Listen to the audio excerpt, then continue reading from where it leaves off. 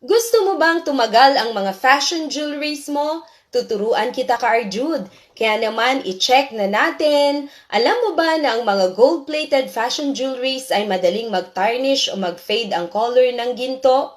Oo, dahil hindi ito real gold. Kaya itong colorless nail polish ay bagay dito sa gold-plated jewelry. Gold-plated refers to jewelry that has a thin layer of gold applied over another, cheaper metal such as copper. Jewelers might use gold plating as a way to create affordable jewelry as the base metal is less expensive than solid gold or sterling silver.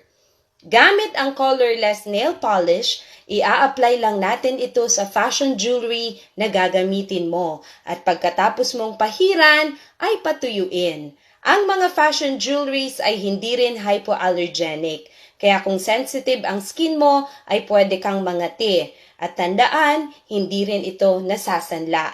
Ibig sabihin, wala itong value. Para mas tumagal ang mga fashion jewelries mo ay kailangan mong iwasang ma-expose sa mga matatapang na chemicals gaya ng perfume at iba pa. Kung sakaling magsisimula na ito ulit na mag-tarnish, pwede kang mag-reapply ulit. O diba? Ang dali lang, stay tuned for more tips!